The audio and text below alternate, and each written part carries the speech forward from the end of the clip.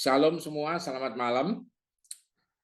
Saya percaya kabar saudara-saudari semua pasti dalam kondisi yang sangat bersukacita karena Tuhan kita, Bapa kita itu adalah Tuhan yang selalu baik.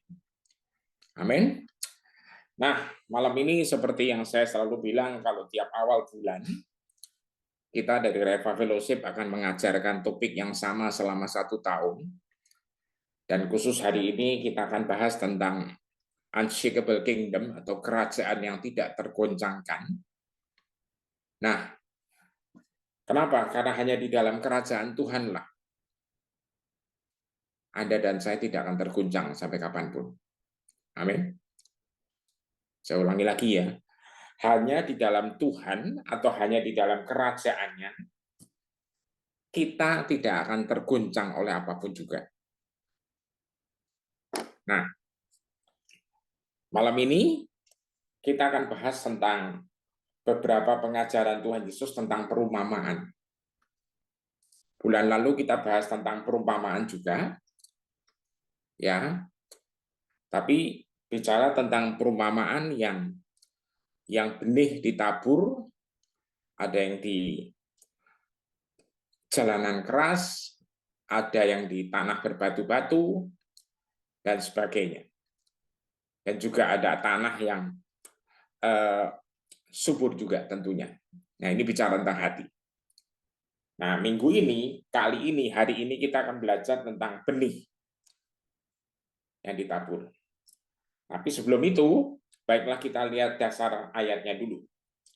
Yohanes 15 ayat 16 berkata, kalian tidak memilih aku, tapi aku yang telah memilih dan mengutus kalian.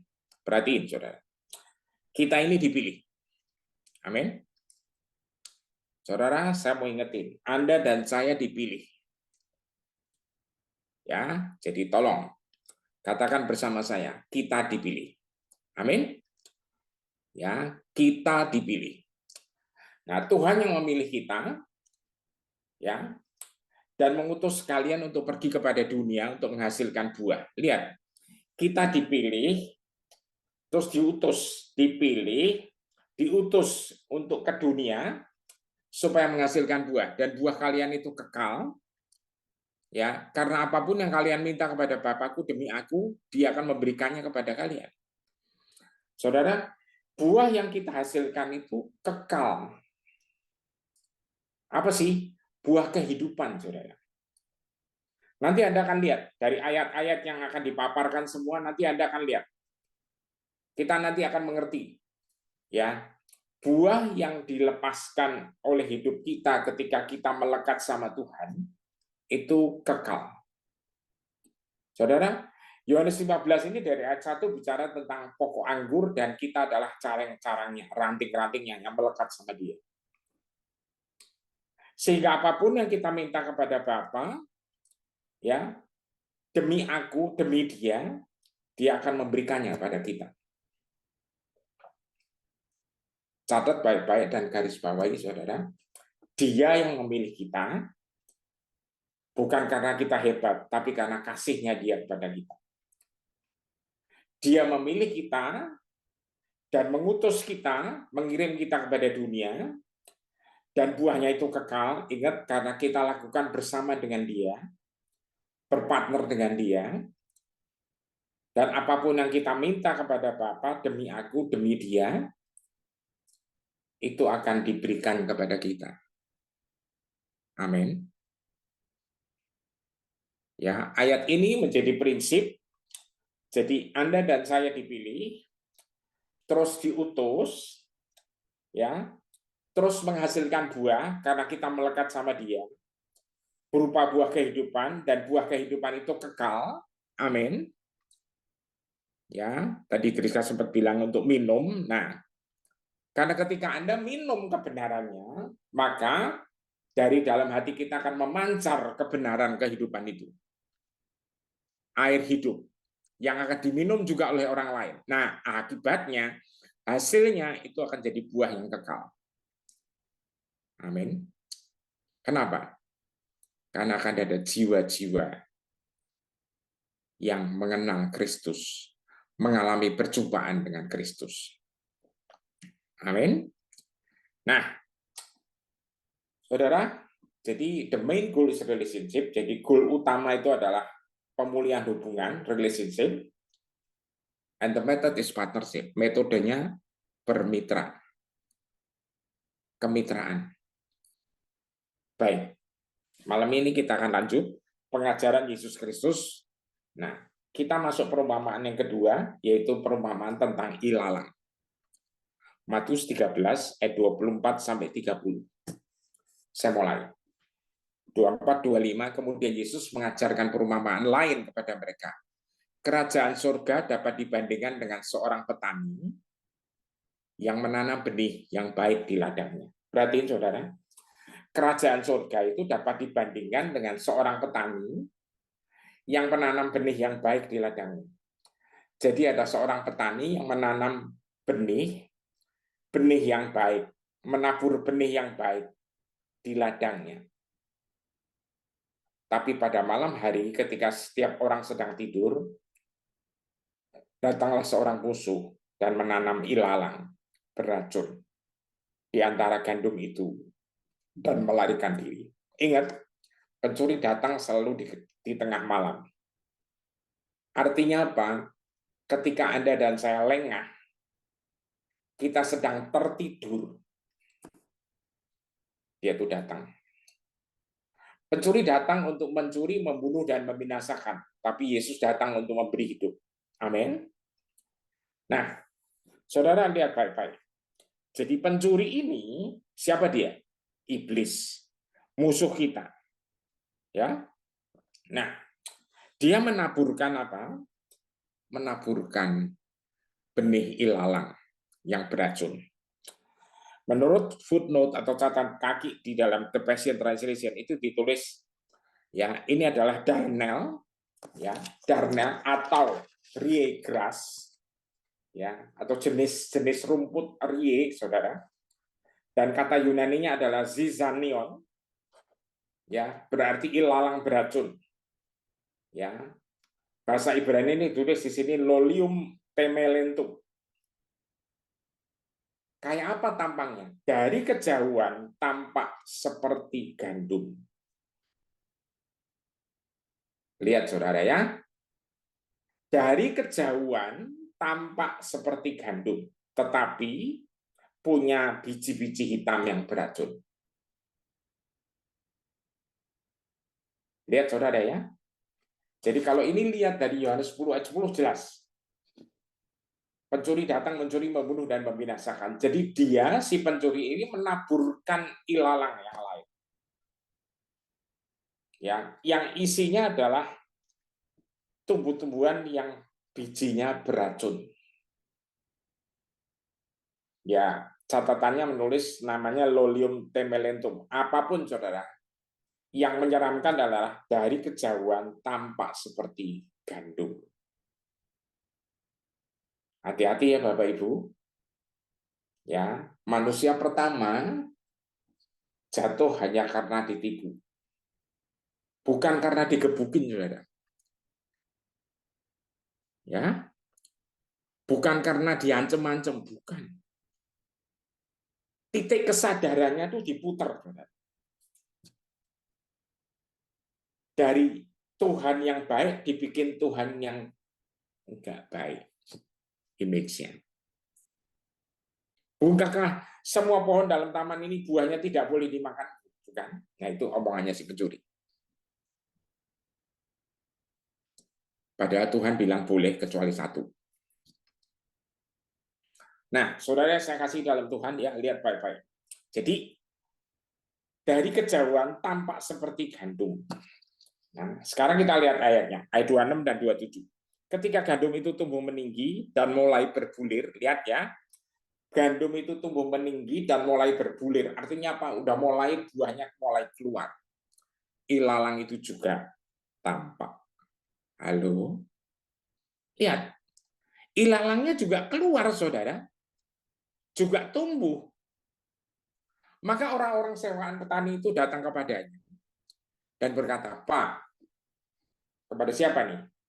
Kepada seseorang yang petani ini.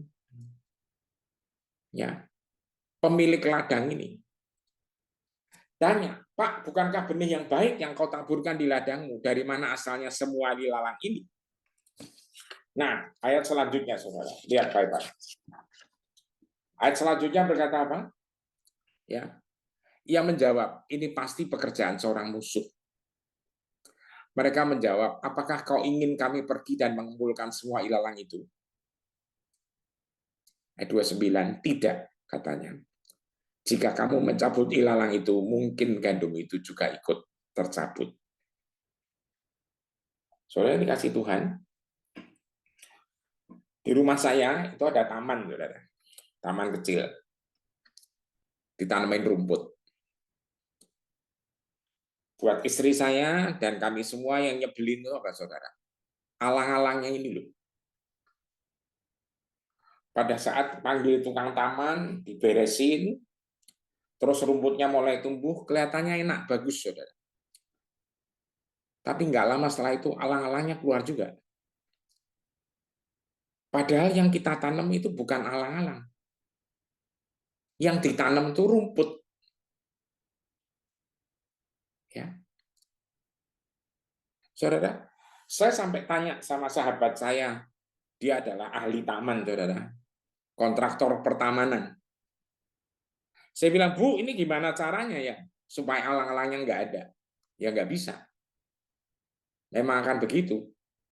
Harus dirawat intinya. Nah, saudari kasih Tuhan, dalam kasus ini, ya Alkitab menulis, saudara, ya, apakah kau ingin kami pergi dan mengumpulkan semua ilalang itu? Kata si petani, tidak, katanya. Jika kamu mencabut ilalang itu, mungkin gandum itu juga tetap tercabut. Jadi khusus untuk gandum ini. Saudara, ini bukan rumput ya. Ini gandum. Jangan dicabut dulu, karena kalau sampai dicabut, keduanya ikut. Ayat 30, kamu harus membiarkan keduanya bertumbuh bersama sampai waktu panen. Pada waktu itu, aku akan memberitahu para penuaiku untuk memastikan bahwa mereka mengumpulkan ilalang itu lebih dulu dan mengikatnya berkas demi berkas untuk dibakar. Saudara, lihat, ilalangnya dicabutin dulu untuk dibakar, setelah dikumpulin, diikat, kemudian mereka akan menuai gandum dan menyimpannya di dalam lumbungku. Saudara lihat ya, musuh kita adalah iblis dan konco-konconya atau kroni-kroninya. Itu yang naburin semua yang busuk ini, saudara. Naburin benih yang mirip seperti gandum.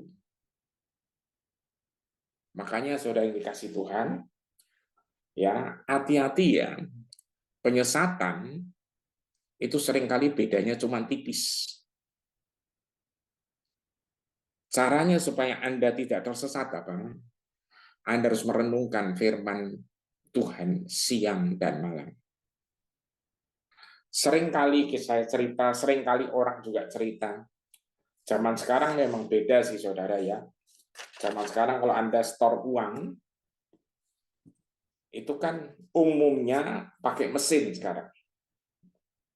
Mesinnya udah dikasih kecanggihan, kepandaian untuk bisa deteksi yang asli mana, palsu mana. Nah, dulu sebelum ada mesin hitung uang, itu adalah dihitung pakai tangan. Ya, dihitung pakai tangan. Nah, para penghitung uang di bank atau kasir, itu tangannya dilatih, saudara. Dengan kecepatan tinggi, dia bisa tahu yang asli yang mana, yang palsu yang mana. Caranya gimana? Dia selalu megang yang asli.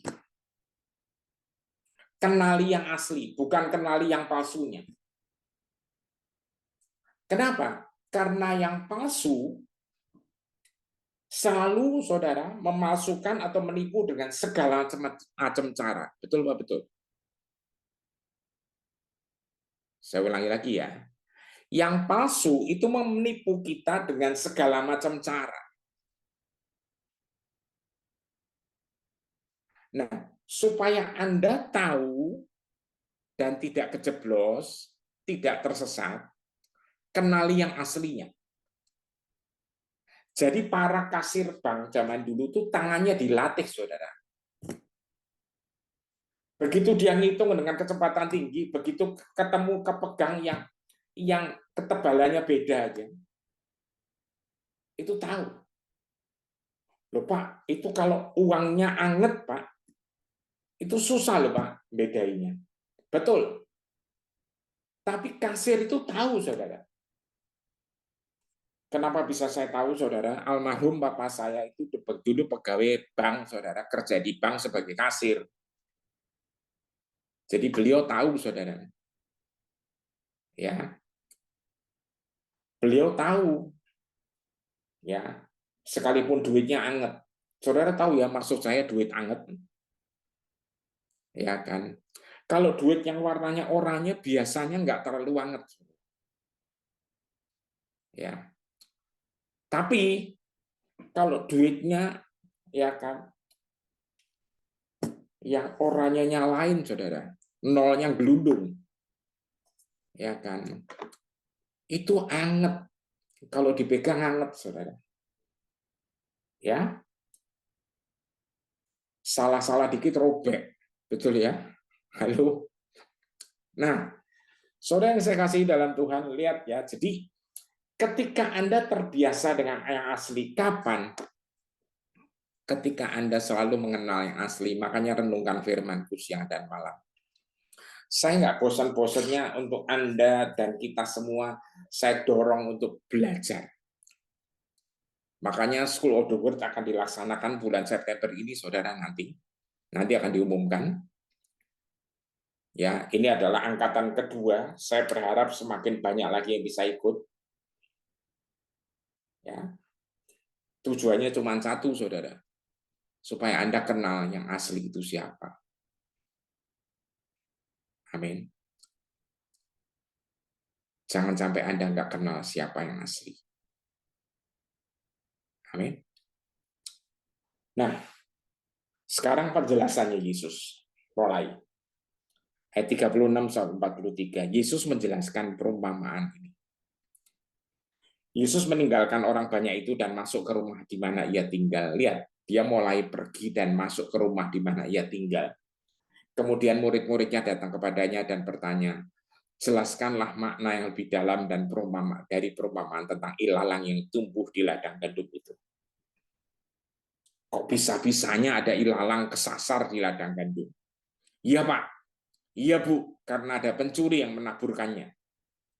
Nah ini, saudara, ayat 37, ia menjawab, orang yang menaburi ladangnya dengan benih yang baik, itu melambangkan aku atau anak manusia.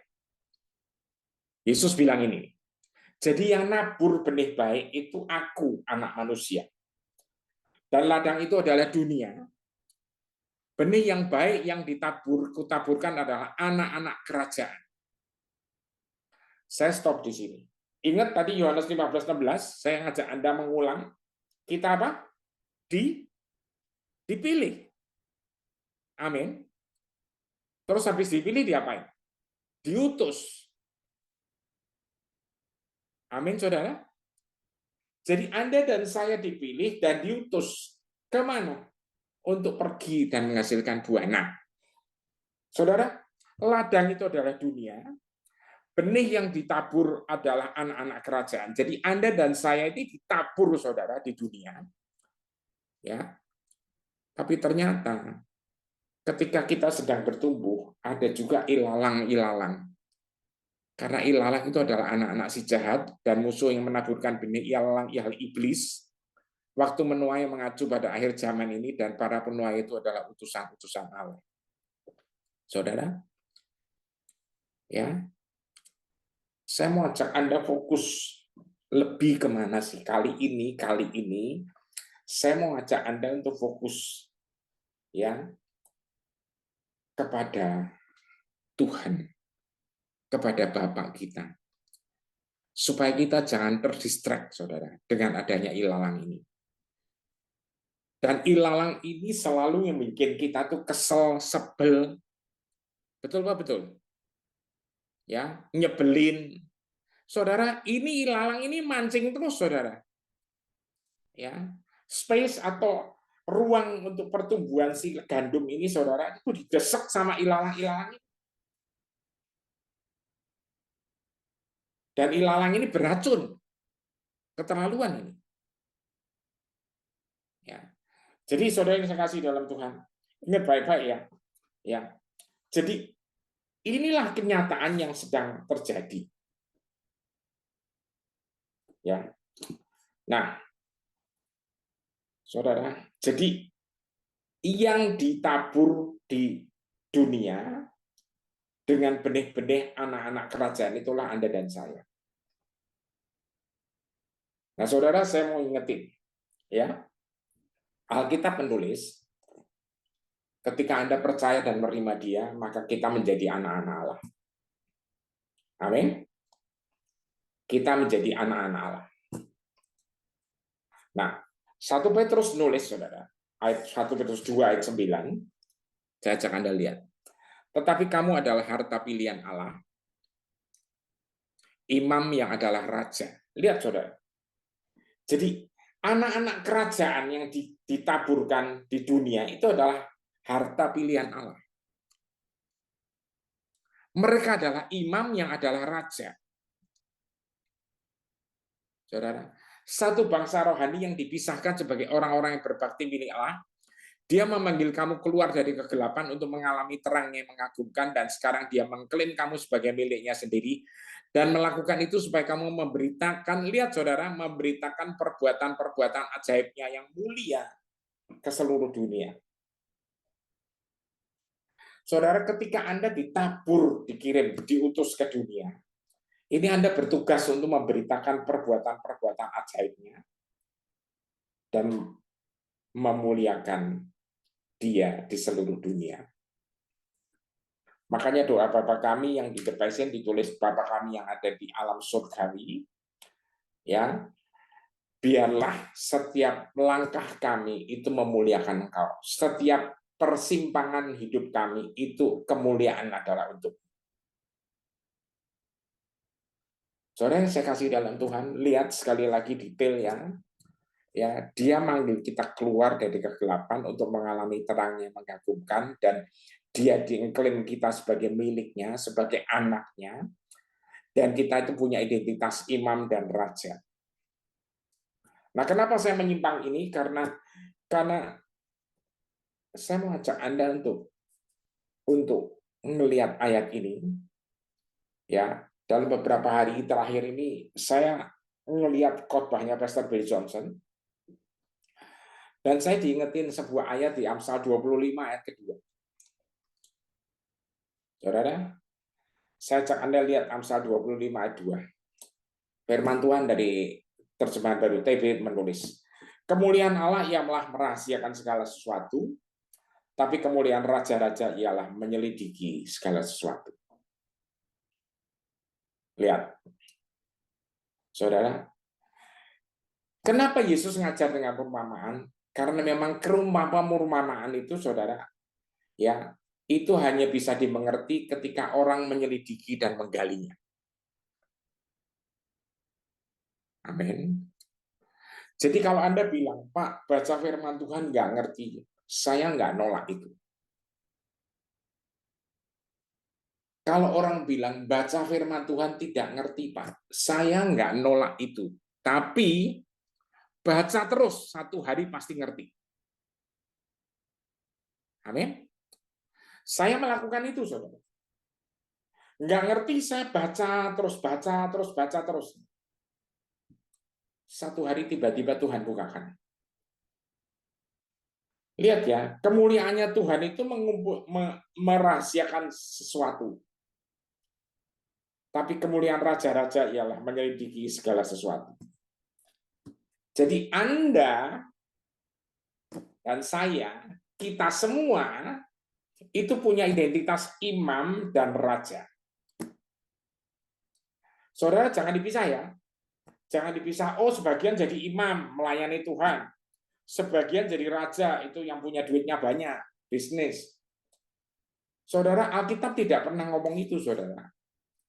Ya, Alkitab ngomong, saudara adalah imam dan raja. Saya ulangi lagi. saudara adalah imam dan raja. Jadi ketika Anda dan saya menjadi imam dan raja, menjadi imam kenapa? Karena kita memberitakan semua kebaikan Tuhan. Menjadi raja kenapa? Karena kita punya kuasa sebagai anak Allah. Amin. Yohanes 1:12, barang siapa percaya dan menerima dia diberi kuasa menjadi anak Allah. Dan apapun yang kita minta kepada Bapa demi aku, demi Yesus, itu dia berikan. Coba saudara bayangkan. Betapa kuasa yang dia berikan pada kita itu luar biasa. Terus gimana dong Pak? Pakai saudara. Amin. Pakai. Ya. Kalau ada apa-apa Anda doakan. Amin. Saudara. Ya. Jadi saya mau ingetin lagi saudara ya. Jadi Tuhan itu memang menyembunyikan segala sesuatu dengan perumpamaan. Tapi Anda dan saya sebagai raja menyelidiki segala sesuatu. Oke, saya harap Anda mengerti ini. Ya. Jadi tadi Amsal 25 ayat 2 ayat tambahannya. Sekarang saya balik ke Matius 13 ayat 40. Seperti ilalang itu dikumpulkan dan dilemparkan ke dalam api, demikian akan terjadi pada akhir zaman. Ya. 41 anak manusia akan mengirim utusan-utusannya dan mereka akan mencabut segala sesuatu keluar dari kerajaannya. Semua orang yang melanggar hukum dan segala yang menyebabkan dosa akan disingkirkan dan mereka akan melemparkan semua itu ke perapian yang menyala-nyala. Di mana mereka akan mengalami apa? Mengalami duka cita yang besar, penderitaan yang berat, dan kesedihan yang mendalam. Saudara, ini Yesus yang ngomong ya. Saya akhiri dengan ayat 43, kemudian orang-orang benar akan bercahaya seperti matahari yang terang di dalam kerajaan Bapa mereka.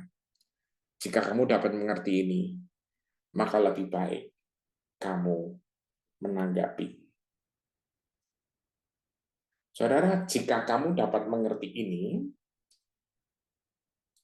maka lebih baik kamu dapat menanggapinya. Meresponi dengan benar. Artinya apa? Kalau kita mengerti ini, kita percaya, mengimani, dan kita melakukannya. Saudara yang saya kasih dalam Tuhan, ingat, tahun yang lalu kita bahas ya tentang kepenuhan Allah, fullness. Tapi itu juga dalam kaitan dengan berakar berdasar dalam kasih. Saudara ingat, kenapa harus berakar dalam berdasar dalam kasih? Karena itu adalah fondasi yang tidak tergoncangkan. Nah, setelah fondasi tidak tergoncangkan, kita masuk di tahun ini adalah kerajaan yang tidak tergoncangkan. Prinsip-prinsipnya. Karena kita hidup di dalam satu milenium, gini, satu realita kerajaan. Nah, saudara, saya masuk lagi ya, supaya Anda nggak bingung. Ya kan, apa sih Pak maksudnya ini semua? Ya, ingat, satu hari di Matius 7, Yesus pernah berkata, setiap orang yang mendengar firman-Ku dan melakukannya, ia seperti membangun rumah di atas batu. Ketika hujan turun dan angin ribut turun, rumah itu kuat, tidak roboh. Apa artinya? Orang yang mendengar firman dan melakukannya. Nah, di sini saya mau ingetin Anda, saudara. Ya, jika kamu dapat mengerti ini, kita menerima firman ini, maka kita harus meresponinya. Kita harus melakukannya. Apa sih dilakukannya? Anda dipilih, Anda diutus untuk ke dunia. Amin. Nah, satu hari, Marta, pendoa kami, itu ngirimin satu ayat ini. Bahasa Inggris, saudara. Matthew 22, verse 40. Silakan. Tolong ditayangkan. Saya kaget, saudara, waktu terima ayat ini dari Marta. Makanya hari ini saya tongolin. For everyone is invited to enter in, but few respond in excellence. Setiap orang itu diundang untuk masuk, tapi hanya sedikit yang meresponinya dengan sempurna. Saudara, kalau Anda bingung juga, saya juga awalnya bingung, ayat ini dulu yang kita sering kenal dengan sebuah ayat yang omongannya gini, banyak yang dipanggil, sedikit yang dipilih. Itu ayatnya. Dulu saya mikir, saudara, kenapa ya ada ayat ini? Kesannya tuh kita semua dipanggil. Ya, tapi yang dipilih nggak banyak loh. Nah, Anda di sini, saya bilang tadi Yohanes 15:16, Anda dipilih. Amin. Kenapa? Karena Anda meresponinya. Ya, Anda buka hati untuk menerima kebenaran. Saudara, hari ini saya kepengen Anda semua benar-benar berdoa dan memahami kebenaran firman Tuhan. For everyone is invited to enter in, but few respond in excellence. Meresponi dengan sempurna. Kayak apa sih meresponi sempurna itu?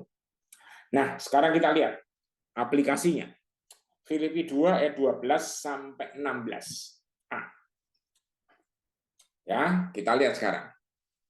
Saudara-saudaraku yang terkasih, ini surat Rasul Paulus kepada jemaat di Filipi ketika dia sedang di dalam penjara. Saudara-saudaraku yang terkasih, sama seperti dulu kamu selalu mendengarkan segala yang kuajarkan kepadamu. Sekarang aku meminta kamu tetap mengikuti semua ajaranku seolah-olah aku ada di sana bersamamu. Ya, ini balik lagi, saudara. Barang siapa yang mendengar firman Tuhan, saudara, kita mendengar masuk ke sini, ya kan, masukin ke hati dan kita lakukannya. Jadi Paulus minta supaya jemaahnya itu tetap konsisten sekalipun dia tidak ada di lapangan karena dia sedang di penjara.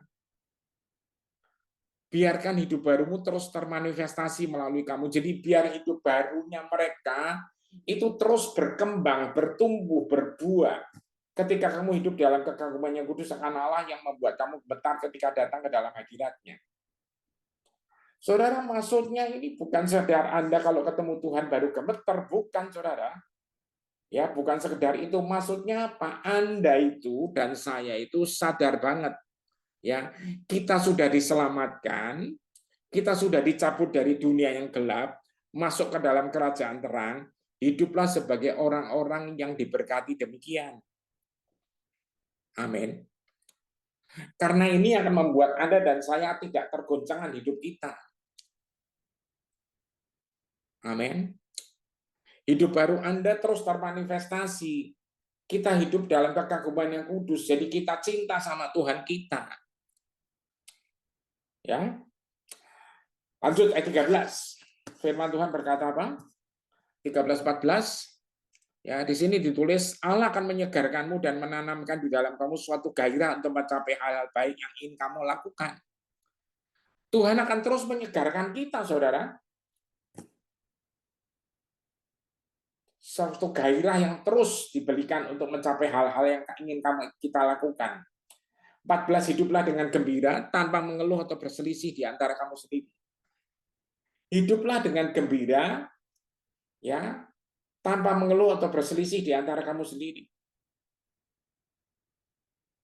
Nah, sekarang masuk ke 15-16a. Dengan demikian, saudara, kalau Anda tuh hidup gembira, nggak ngeluh, nggak ngomel, terus nggak berselisih, terus ya, nggak cari perkara mulu, saudara ya, dengan demikian kamu atau kita akan terlihat sebagai anak-anak Allah yang tidak berdosa, tidak bersalah dan murni, bukan palsu. Saudara, walaupun kamu hidup di tengah budaya yang brutal dan jahat, walaupun sekitar kita ini, aduh, rasanya brutal dan jahat, saudara. Karena kamu akan tampak di antara mereka sebagai terang yang bersinar, sebagai bintang kalau dalam terjemahan lain. Terang yang bersinar di alam semesta ini. Ini sesuai dengan Matius 5. Kamu adalah terang, kamu adalah garam. Yang memberikan mereka apa? Kata-kata kehidupan kekal. Jadi omongan kita ini air hidup yang tadi Rizka ngomong.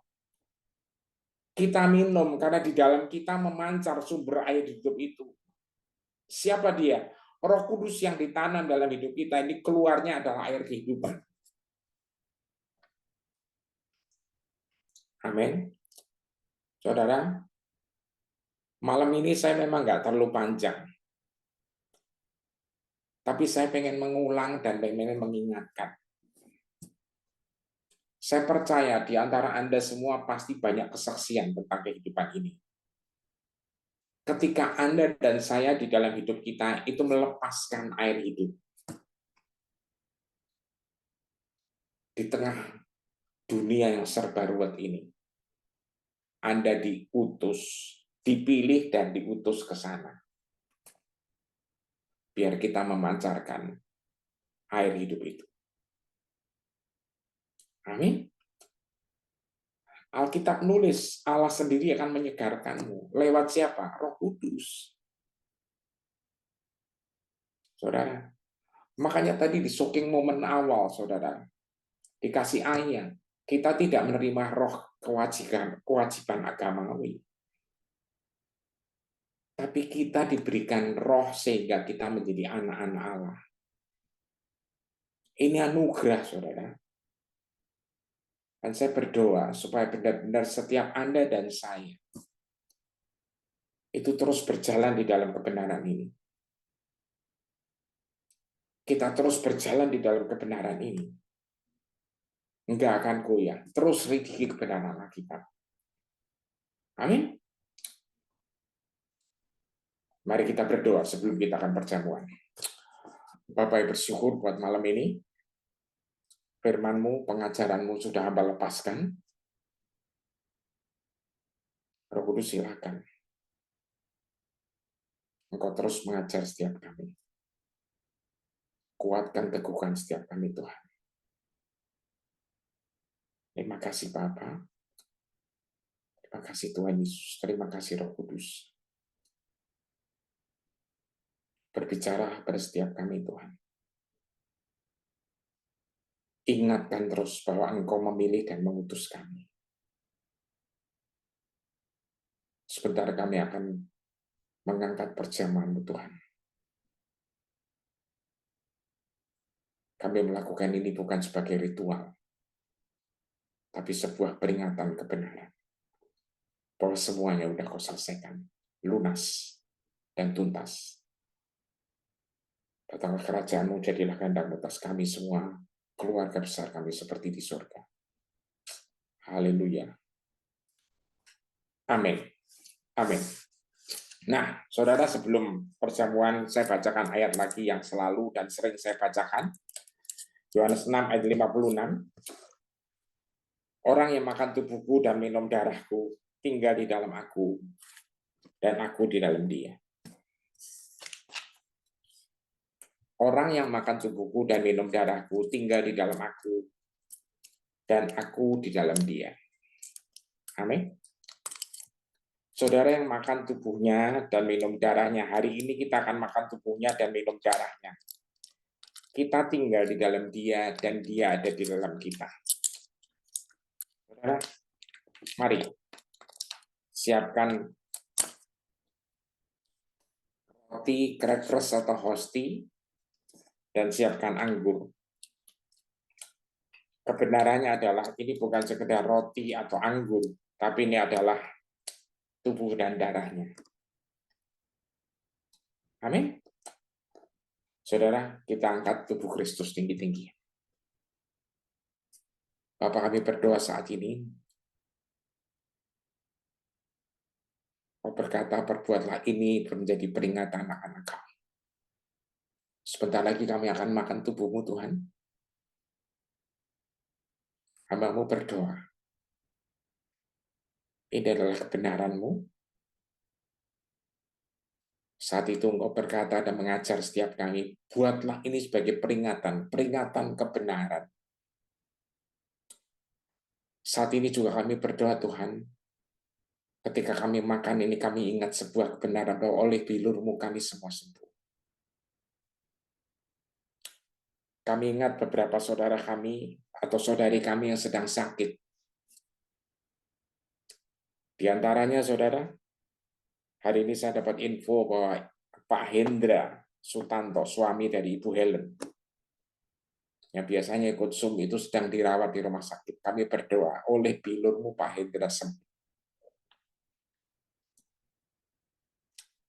Kami juga berdoa buat teman-teman keluarga yang lain, Tuhan. Oleh bilurmu mereka sembuh. Kami juga berdoa buat Gary, Tuhan, yang sedang flu. Oleh bilurmu Gary sembuh. Saya tidak ngerti nama-nama yang lain, tapi saya percaya Anda sebutkan aja nama siapapun, saudara, family, sanak keluarga, teman, atau siapapun. Kita katakan sama-sama, oleh bilurmu sebut namanya sembuh. Amin. Oleh bilurmu kami disembuhkan. Di dalam nama Yesus Kristus kita akan makan tubuh Kristus bersama-sama. Haleluya. Mari kita makan.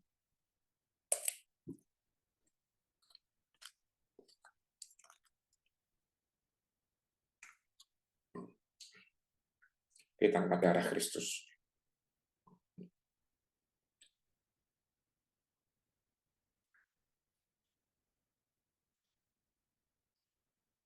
Firman Tuhan berkata, darah ini adalah darah yang memeteraikan akan perjanjian yang baru. Dia menebus Anda dan saya dengan darahnya. Dan oleh darahnya kita menjadi satu keluarga. Karena tubuhnya kita makan, kita menyatu dengan dia, dia dengan kita. Dan darahnya kita minum, dia menyatu dengan kita juga. Dan kita menyatu dengan dia. DNA Kristus ada di dalam kita. Saudara, kita percaya kebenaran ini, bahwa orang yang makan tubuhku dan minum darahku, tinggal di dalam aku dan aku di dalam dia. Di dalam nama Yesus Kristus, kita minum darah Yesus. Mari kita minum bersama. Haleluya.